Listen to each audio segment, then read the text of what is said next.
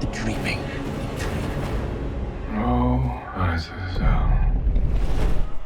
Welcome back, dreamers. Today, we're stepping through a realm that exists just beyond your eyelids. I'm talking about the ever-shifting kingdom of Morpheus from the Sandman, the dreaming. Every Sandman fan knows that the dreaming is a living world shaped by our fears and stories. It changes with every sigh in our sleep, and every nightmare we forget by morning. But what about its rules, inhabitants, and purpose? In this video, I'll try and give those answers, because understanding the dreaming means understanding a part of ourselves we rarely look at while awake. So without further ado, let's begin.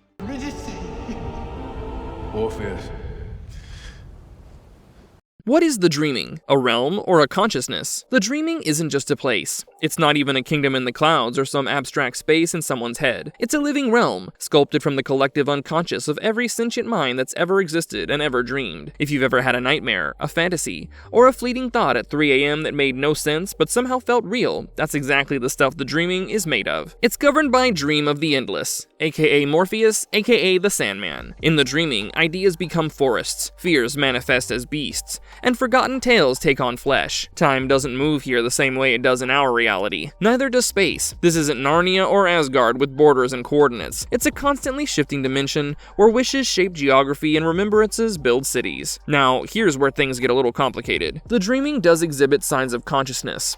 Some of it reacts to moods, emotions, or even the absence of its ruler. When Morpheus falters, the realm degenerates. When he prospers, so does everything with it. But to label it completely sentient would be a stretch. It's more akin to a gigantic canvas painted by billions of dreaming minds, with dreams serving as the curator, caretaker, and sometimes jailer. So is it a realm or a consciousness? Technically a realm, but a realm that breathes, changes, and sometimes speaks back. And that's what makes it more frightening and lovely than any dream we've ever had.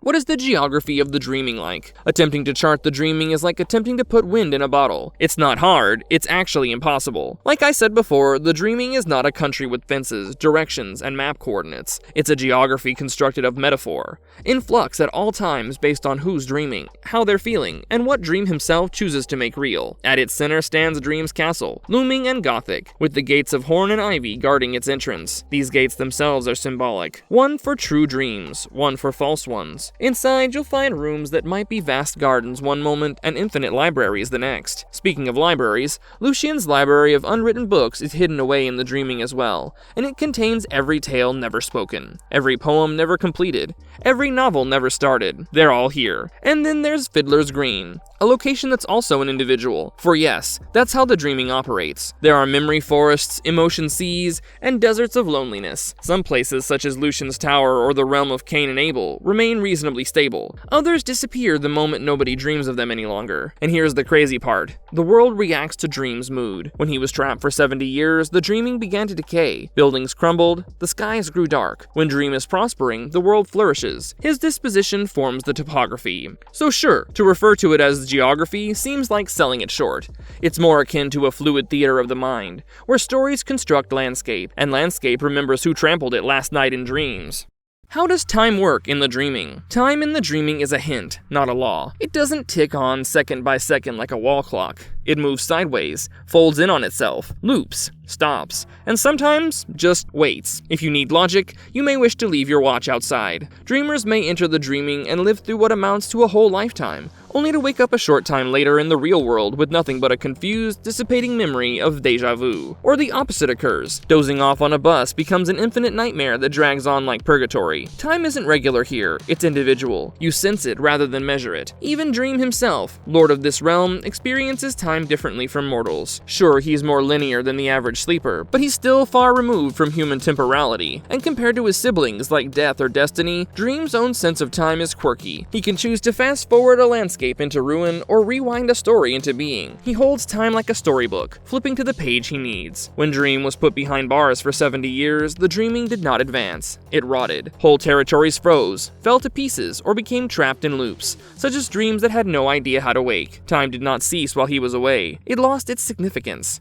So to summarize, in the dreaming, time is symbolic. It warps to imagination and trauma. It respects no calendars, holds no schedules in deference. And really, that may be the most dreamlike aspect of it.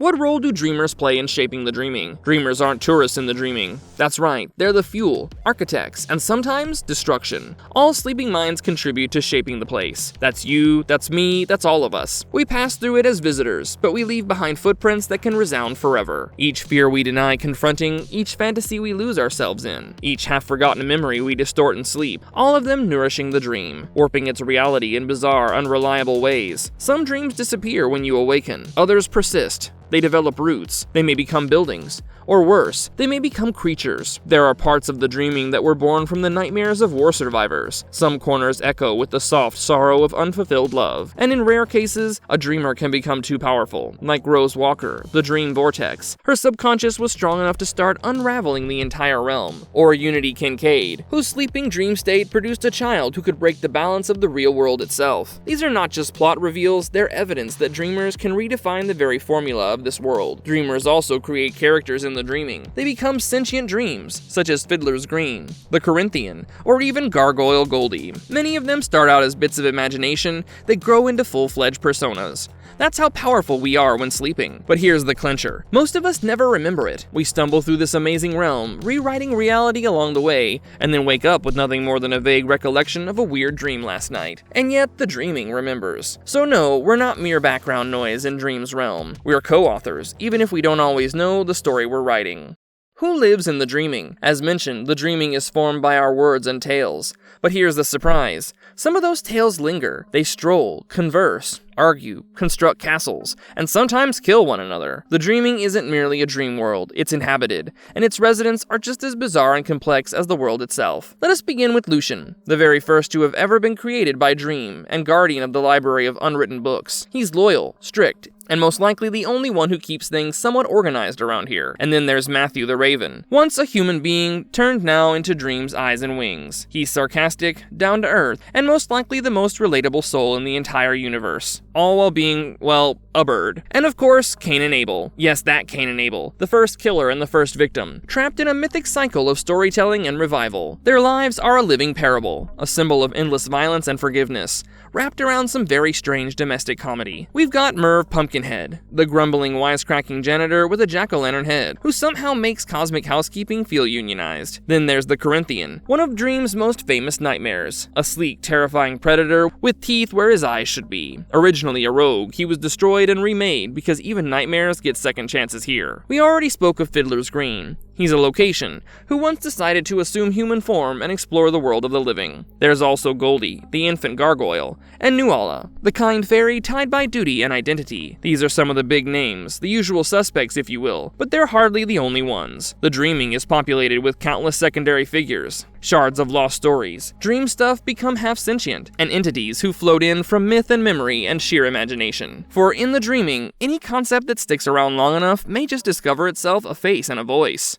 What are the rules of reality in the dreaming? Let's be real. Physics has no chance in the dreaming. You don't fall, you drift. You don't die, you come apart, or divide into two, or turn into a song. The dream is not constructed upon the laws of atoms and gravity. It's formed by emotion and story. The dreaming obeys its own sort of logic, a psychological logic. Metaphor is law, and archetype is gravity here. Think you're being pursued? The monster will be there. Expect to see a door? And there will be one there, even if it leads into your childhood bedroom inside a burning cathedral. Even language doesn't necessarily function the same way it does in the waking world. You can sometimes know what someone is saying without them even saying a word. Sometimes a gesture or a feeling is the message. Dreams pack emotion into unadulterated communication. That's the native language of this place. And yes, you can die here, but death in the dreaming doesn't necessarily equal the final death. Some dreamers who die wake up, others become unreal. Some, particularly those embedded in the fabric of the dreaming, transform, mutate into something new, or are rewritten whole. There are consequences, but they aren't uniform. Now, although the universe seems to be chaos wrapped in velvet, there is one anchor. Dream himself. He's the God King, the editor-in-chief of this narrative universe. If he wishes, he can reshape everything. Like alter your dream, delete a character,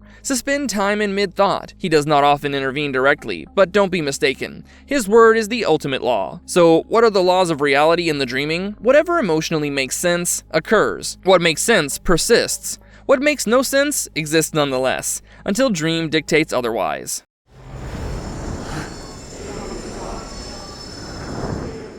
What are the gates of horn and ivory, and why are they important? We sort of touched upon the gates of horn and ivory briefly when discussing Dream's Castle, but we didn't really explore just how significant they are. These aren't just fancy names or trendy entrances. These gates signify one of the oldest and longest-lasting notions regarding dreams, that they can either show the truth or deceive your face.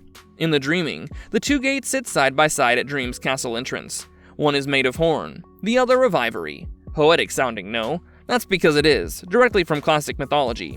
In Homer's Odyssey, dreams entering through the gate of horn are considered to be true, prophetic, and meaningful. Dreams that enter through the gate of ivory are false, deceptive, or empty. Now, picture that concept in physical form. In Sandman mythology, dreams actually pass through these gates on their way to the sleeping brain. But here's the twist. Most dreamers don't have the luxury of choosing. You may be granted a truth wrapped up in nonsense, or a reassuring lie veneered in prophetic imagery. That's part of the enigma and the risk of dreaming itself. Dream, as king of the dreaming, presides over both gates, which is fitting because he doesn't simply rule over pleasant truths or scary fictions. He rules over the whole range of storytelling, because they are by definition in that hazy place between what is and what feels. The gates are also a metaphor for the way we digest stories.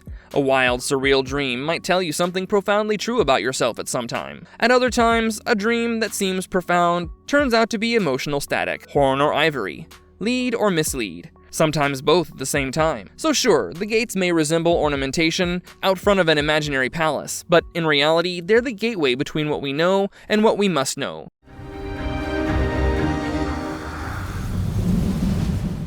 What is the Library of Unwritten Books? As I said before, Lucian is the librarian of an establishment known as the Library of Unwritten Books. But that brief description does not do it justice, because this is not a structure filled with musty manuscripts. This library is one of the most deeply serious oases of the dreaming. It contains all the books that were ever conceived but never completed, never printed, and occasionally never even put into writing. A half-baked novel from a would-be writer in 14th century France? It's in there. The great screenplay you came up with in the shower and then forgot between breakfast and your first cup of coffee? You'll find that as well. Lucian, the ever-thorough caretaker, tends to this repository with the same attention he'd devote to a royal treasury.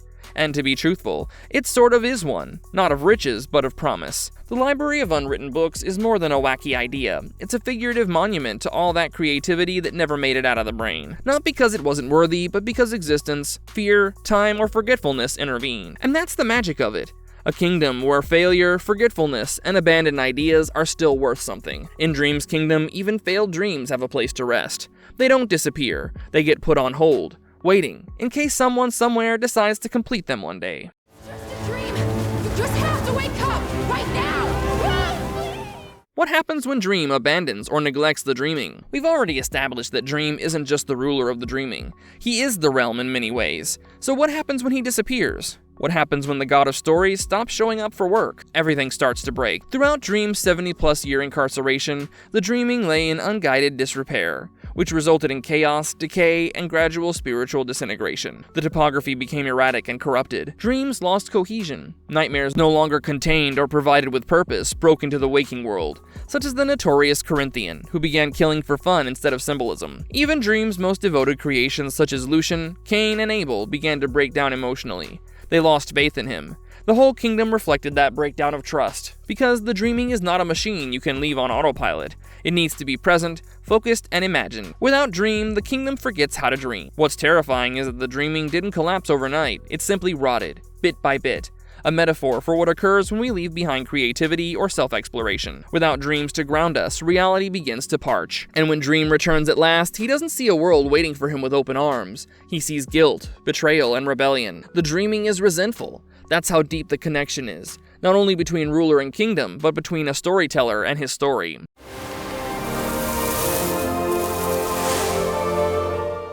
How is the dreaming connected to other realms and the endless? The dreaming might feel like its own surreal pocket of reality, but in the Sandman universe, it's a part of a much bigger and stranger map. We're talking about a cosmology that includes realms of gods, demons, fae, and even raw concepts.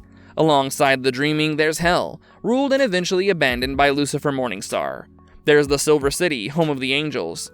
Fairy, with its cruel glamour and trickster logic, where the dead are cared for in solemn sacred silence. And of course, there's the waking world, where we, the mortals, live, dream, and die. Each of the endless has a realm of their own, Death's domain, where souls pass peacefully. Desire's threshold, a fortress of temptation shaped like themselves. Destiny's garden, locked to an eternal path. The dreaming is Dream's kingdom, but it's never isolated. It touches all the realms like a web of storylines waiting to intersect. That's part of its power and its vulnerability. The dreaming often acts as a corridor between domains, a narrative bridge where mortals, gods, and cosmic forces can meet under shifting skies and symbolic dreams. In many ways, it's the only place where such meetings make sense.